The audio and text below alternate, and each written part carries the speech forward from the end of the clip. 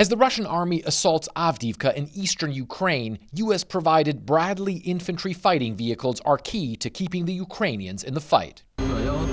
We're ready, the crew say, and then unleash their powerful 25mm gun on Russian troops in nearby tree lines, helping Ukrainian infantry blunt an assault.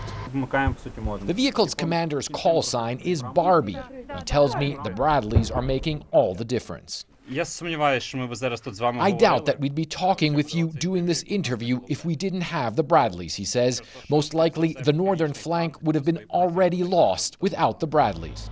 They have no time to lose, the next task waiting as the Russians try to press forward. The Ukrainians say the Bradley is now one of their most effective tools in the defense of Avdiivka. Because of its armor and its strong cannon, it can easily defeat Russian armored vehicles. The Bradleys also own the dark, the crew says, able to find and target Russian troops with their thermal scopes. You can see the round's impact after they fire a salvo at Russian forces. I asked Barbie if the Russians fear the Bradley. The Russians are very afraid of the Bradley, he says. We were getting radio intercepts where we could hear their infantry shouting that the Bradley was coming and they couldn't do anything against it. They've come a long way since Ukraine's failed counter-offensive this past summer, when Bradleys and other Western vehicles were often bogged down by minefields and Russian artillery barrages, unable to unleash their firepower. Now, it often looks like this. Ukraine's 47th Mechanized Brigade provided us with these videos of what they say is Bradleys firing at Russian infantry positions. They also provided several videos purporting to show a Bradley beating Russia's most capable main battle tank, the T-90, in a duel. The Bradley fires salvos at the Russian tank.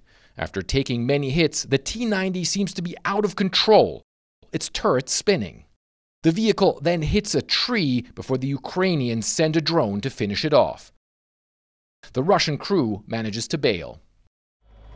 But the Ukrainians fear this could end soon if U.S. Congress doesn't okay additional funding for military aid, and both U.S. and Ukrainian officials have said that Ukraine is already forced to ration some ammunition. The assistance that we provided has now ground to a halt. The attacks that the Russians are conducting are only increasing. Barbie and his crew say so far they have no shortages of ammo or spare parts for the Bradleys, a key weapon as they try to hold the line against a massive Russian invasion force.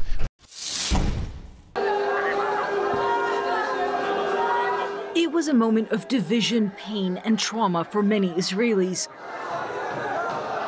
The end of Gush Katif, a cluster of Israeli settlements in Gaza dismantled by the government in 2005.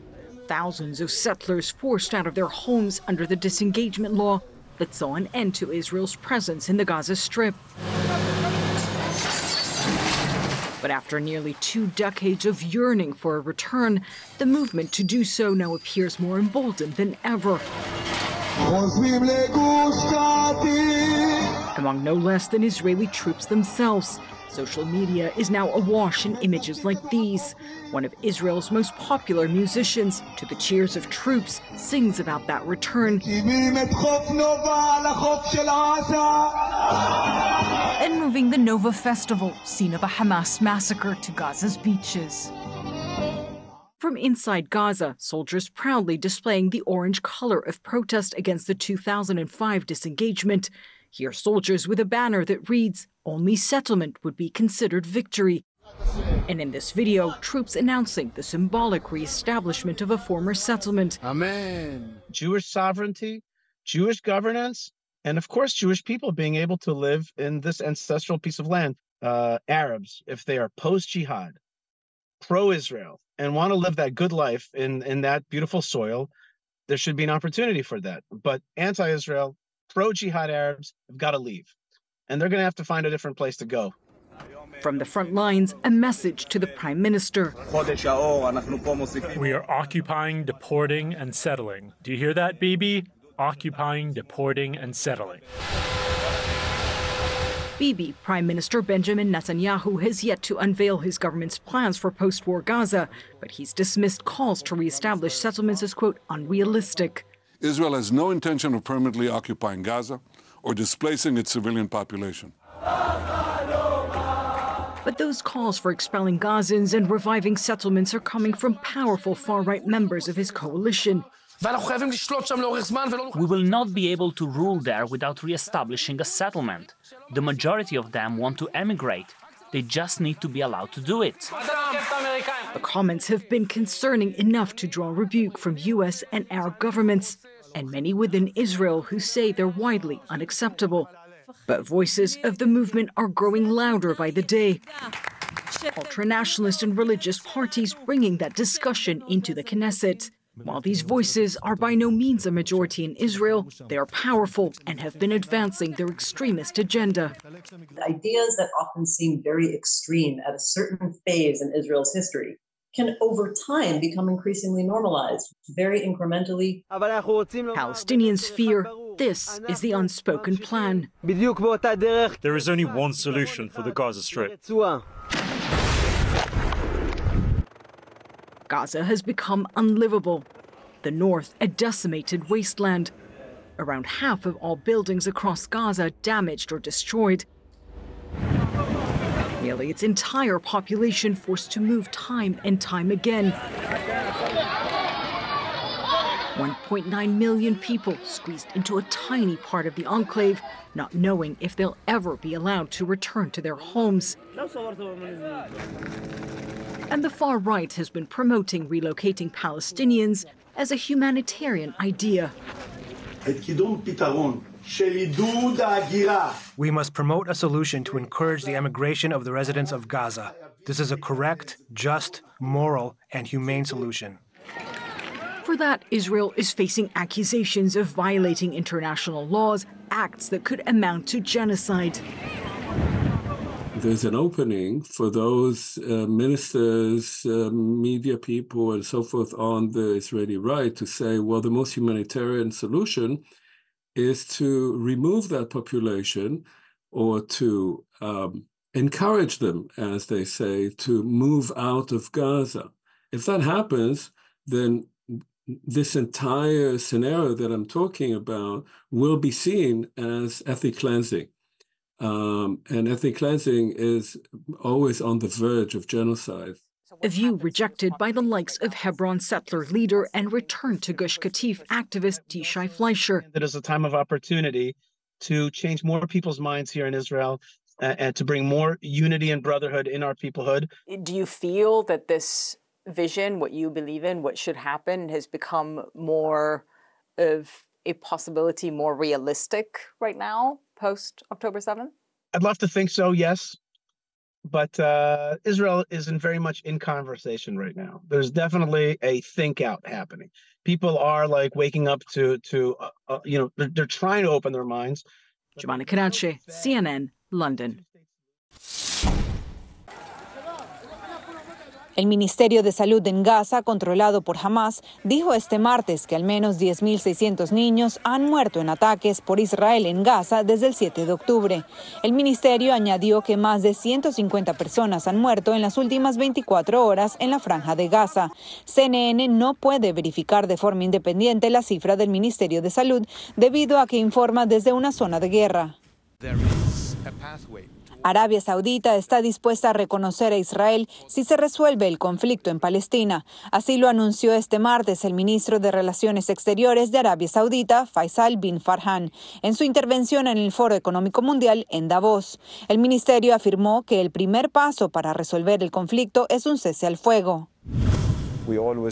El primer ministro y ministro de Asuntos Exteriores de Qatar, Mohammed bin Abdulrahman Al Thani, advirtió el martes que los ataques contra los hutíes en Yemen solo crearían una mayor escalada en la región. En su intervención en el Foro Económico Mundial en Davos, Al Thani dijo que los recientes ataques liderados por Estados Unidos no resolverían la situación sin esfuerzos diplomáticos. El Mar Rojo es una ruta marítima importante para Qatar, que es un importante exportador de gas natural. El presidente de Ucrania, Volodymyr Zelensky, criticó la debilidad de las sanciones de Occidente a Rusia y su lentitud en el suministro de armas a Ucrania. En su discurso en el Foro Económico Mundial, Zelensky pidió cambios radicales en las sanciones para perjudicar la producción militar y la industria nuclear de Rusia. Con las noticias internacionales, les informó Clara López.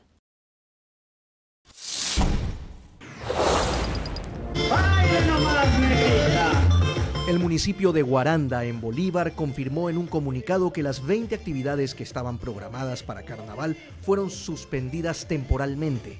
Frente a la grave situación que acontece en nuestro país, nos hemos visto en la obligación de suspender todas las actividades relacionadas con el carnaval, nuestra fiesta mayor. Es una de las fiestas más esperadas en el cantón, pues tenían previsto recibir a 200.000 visitantes. El toque de queda y la prohibición de aglomeraciones también llevó a Guamote y a Laucí, en Chimborazo, a cancelar su carnaval, que incluía desfiles y conciertos. Los dos cantones sumaban 15 actividades distribuidas en 8 días. La meta era recibir a 50.000 turistas. La situación se repite en Babahoyo y Buenafé, en Los Ríos. En la parroquia Barreiro tenían previsto atraer a 60.000 personas durante 3 días, con conciertos de artistas nacionales y extranjeros. Esperemos que todo vaya bien, que vuelva la calma al país, que se dé alguna directriz en la que podamos celebrar en otros horarios, de caso contrario seguirá suspendido, ¿no? Las autoridades de estas ciudades señalaron que continuarán midiendo la situación del país para tomar otras medidas de seguridad.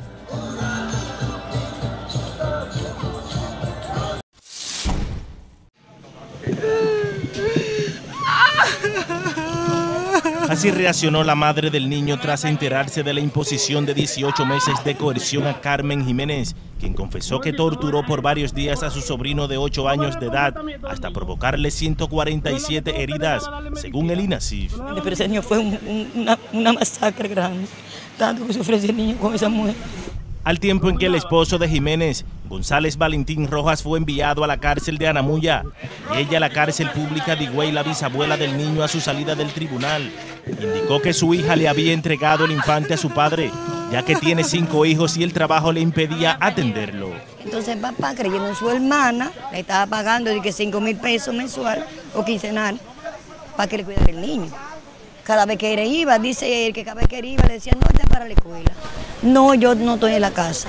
Y así, hasta que mira lo que pasó. El niño de 8 años que estaba bajo custodia de Carmen Jiménez murió producto de latigazos, quemaduras en la boca, mutilación, extracción de dientes, signos de violencia sexual, cortaduras hechas con un cuchillo y un machete, según las autoridades. Con todas las pruebas recolectadas de manera lícita, como hemos venido haciendo todo el proceso. Hay unas evidencias que tenemos todavía que esperar los resultados, se están haciendo experticias, estamos haciendo la autopsia de manera definitiva del niño, todo ese tipo de documentos y de resultados de experticia que necesitamos para la acusación todavía no están, entonces seguimos investigando. Iniciamos una investigación y hemos podido conseguir elementos de prueba que indican a que las personas que están siendo imputadas pues participaron en el hecho que se le imputa. Al mostrarse confiado de que lograrán conseguir la pena máxima, el abogado de la familia del menor indicó que es un caso fácil de resolver, ya que la acusada confesó haber cometido el crimen. El padre me dice que después ella reveló que sí, porque no se sabía. Obviamente, si tú sabes que hay un maltrato, le va a quitar el niño. Pero por el momento no sabía que existía esa situación, el padre del niño. Los restos del niño Christopher Colomé fueron sepultados sin ser velados por sus familiares, debido al estado de descomposición que ya tenía según sus familiares.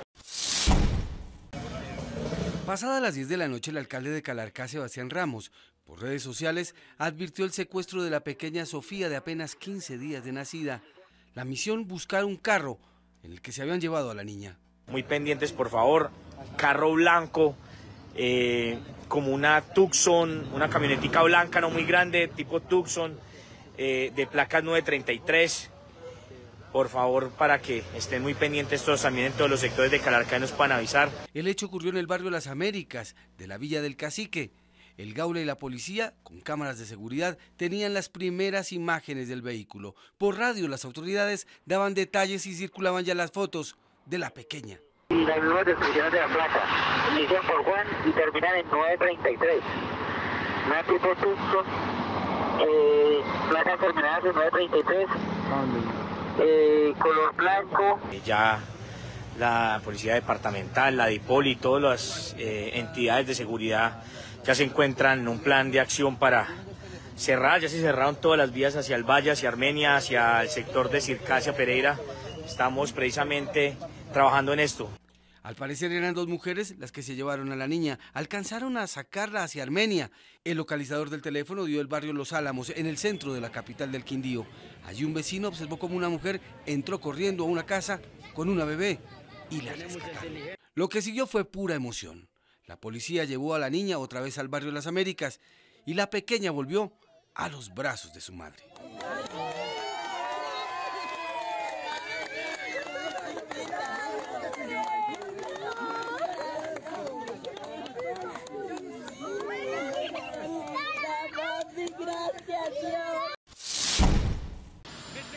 La administración Biden exigió este domingo que Texas detenga inmediatamente sus esfuerzos para bloquear el acceso de la patrulla fronteriza a un parque público, utilizando barreras y tropas en la ciudad fronteriza de Eagle Pass, obstáculos que incomodaron la misma ciudad.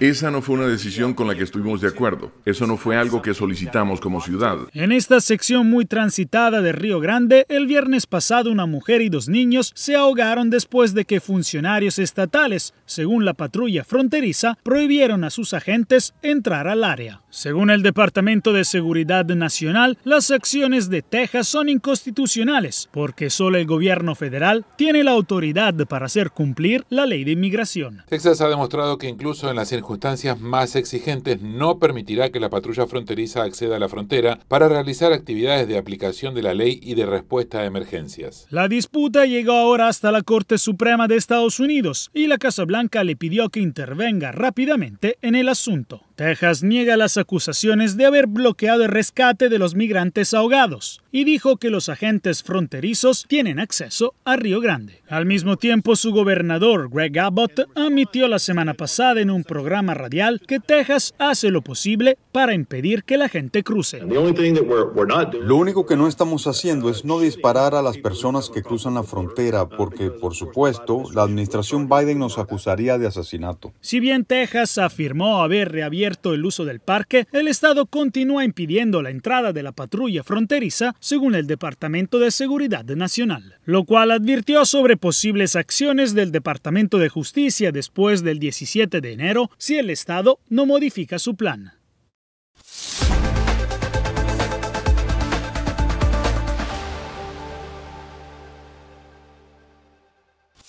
Continúen con la buena programación que tenemos en Telearuba. Nos volvemos a ver en una próxima emisión. Y yo soy Alejandra Forero, presentadora de Primera Plana, y quiero invitarlos para que ustedes nos sigan en las redes sociales de Telearuba para que tengan todos los días una dosis diaria de inspiración, información y entretenimiento.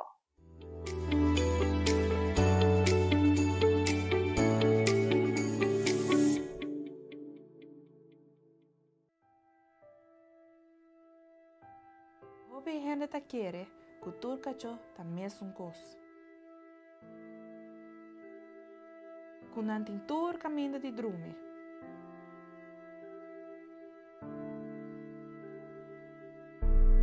Inam por hunga unda kuta.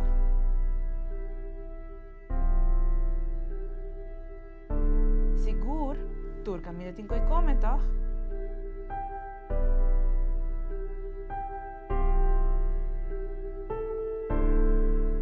Pero en realidad ta hopileo.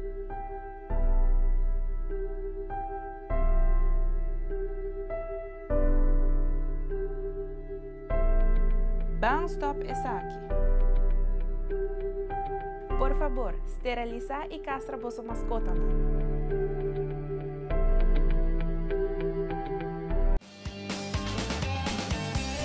Nos mainta Turja Luna, Jaranson y Javierna, de nuevo para su norte mainta. Repetición a tarde y su siguiente día, riba live streaming. Nos mainta ta entretener, educar y informar. Nos mainta aquí na mes na Telearuba.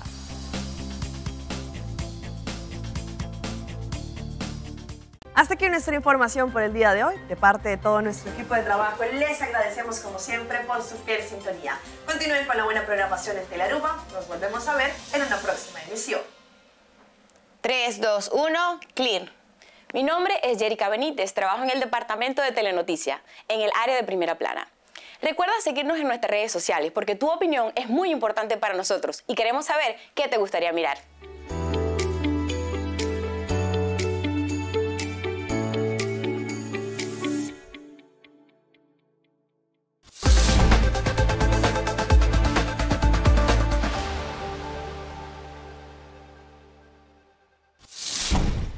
Una espesa capa de hielo cubre los campos de varias zonas de Boyacá por esta época.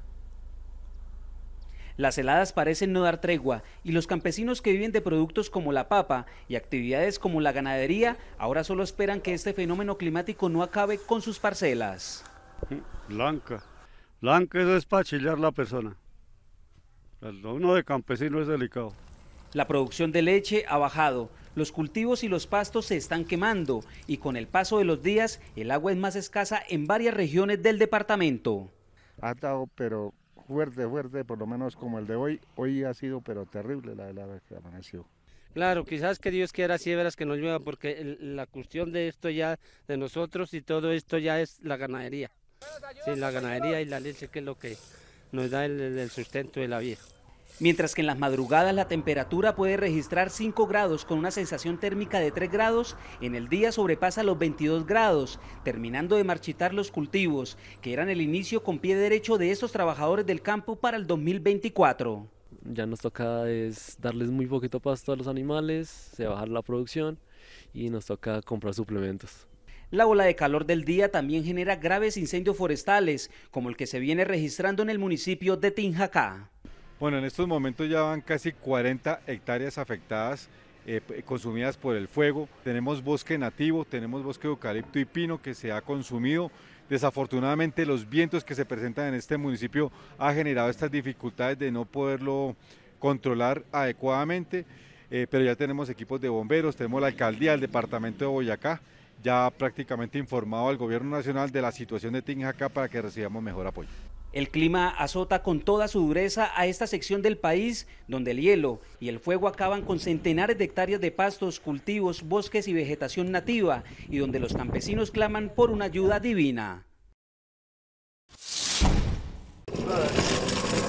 It's fighting fire with fire, or in this case, tech with tech. Put this on. Jerry O'Hearn is a retired Everett fire captain. You were looking at his invention. We can go in all different type of directions with this thing. It's how he plans to combat growing concerns around EV car fires. They can burn for hours, even a day. There is no guarantee that this will not reignite. The culprit is their lithium batteries. Some can stretch almost the length of the car. And we got to cool down the battery underneath it, right? Many EVs tend to be low to the ground, making it hard to get to the battery. O'Hearn says some firefighters even attempt to flip the car on its side with their hands. In the future, they're hoping to have some type of extinguishing suppressant on it, right? Which they could have built right into these automobiles. In the present, O'Hearn has this. He calls it the Jerry pipe. It's a steel pipe and nozzle on wheels. It's capable of getting under the car at a safe distance. It attaches here. That's the on position. Allowing an officer to manage the water. At the end of the pipe, you could attach a special nozzle called a Breslin nozzle, and as you're pushing underneath the car, it'll spin, sending water everywhere. It minimizes the firefighter having to move it around. Richard Jalbert owns a Peabody plumbing company. He built O'Hearn's design. We could put them together pretty quickly. Yeah, it'd probably take about an hour to build. The device cools the car down. The target is 140 degrees. And when we shut the operation down, we wait 45 minutes. If it does, a fire department can now safely move the car away.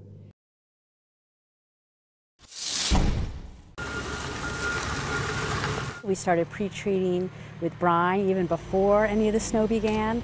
The District Department of Transportation said they've used 3,058 tons of salt across D.C. roadways since Sunday.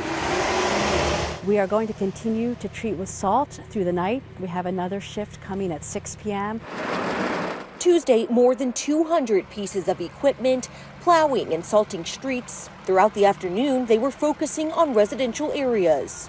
Even if there's pavement, there's still a chance that it's going to be icy. And please give a wide distance between any trucks that you see, whether they're plowing or salting. One person working the roads this afternoon, Antonio Black, who's been plowing roads for 17 years, giving us a behind-the-scene look of how it all works. Still spinning through here. He says he uses it on roadways like this, where it's a slushy mix. At this point, the snow has stopped, but we really are concerned about refreezing. The interim director, Sharon Kirschbaum, said they are asking drivers to use extra caution because it will get into the teens tonight and anything left on the roads is expected to refreeze.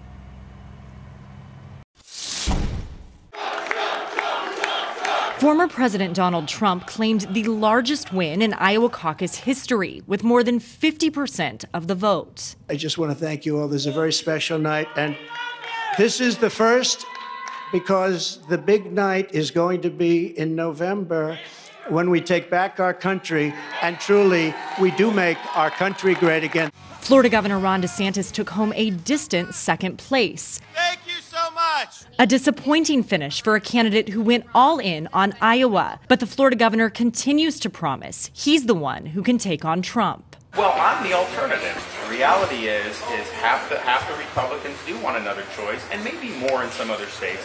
But you have to be somebody that appeals to conservative voters. Former UN Ambassador Nikki Haley followed DeSantis closely, coming in third. She's been on an upward trajectory in New Hampshire, where voters head to the polls next week. We're putting Iowa in the rearview mirror. I mean, now it's New Hampshire and it's go time. We've got a week to go and do that, but I've been campaigning here for 11 months now. And so we're ready to kind of just finish this off and get it, and we're a stone's throw away from him. La última sesión ordinaria de la presente Asamblea Legislativa comienza y será probablemente el primer y último turno al bate para que sea considerada una medida dirigida a lidiar con la situación demográfica que enfrenta Puerto Rico. El proyecto busca, entre otras cosas, otorgar un crédito contributivo a jóvenes con hijos. A nivel federal se creó un crédito por dependiente y nosotros estamos planteando que puede y debe existir también un crédito por dependiente a nivel estatal, dentro de un paquete de incentivos contributivos. La legislación del representante José Bernardo Márquez del Movimiento Victoria Ciudadana, la cual propone un crédito por dependientes que tengan entre 0 y 5 años de edad, busca aliviar la carga contributiva del sector joven, o sea, hasta 35 años, el más propenso a migrar a otras jurisdicciones de Estados Unidos. En otras jurisdicciones, cuando la familia joven hace su cálculo, dice, bueno, pues allá quizás la educación es mejor, allá a lo mejor el acceso a salud, la seguridad, siento que hay unas condiciones de vida que me son más atractivas, pero entonces no vas a tener ese incentivo que sí te ofrece Puerto Rico, es entrar en una relación competitiva con otras jurisdicciones con las cuales ya estamos compitiendo y perdiendo esa competencia. Márquez reconoce que por sí sola no es una medida que provocará que más jóvenes se conviertan en padres.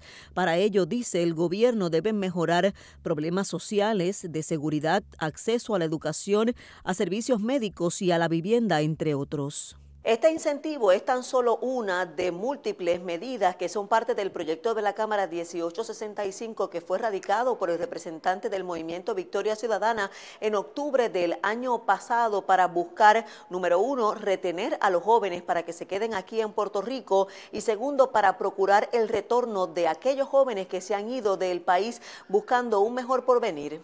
La medida, que ya cuenta con más de 10 firmantes, propone además incentivos contributivos para jóvenes profesionales y créditos a quienes pagan préstamos estudiantiles. El representante popular Héctor Ferrer es el presidente de la comisión responsable de atender el proyecto, pero dice aún no se ha completado el trámite legislativo para que pueda atenderse en vistas públicas.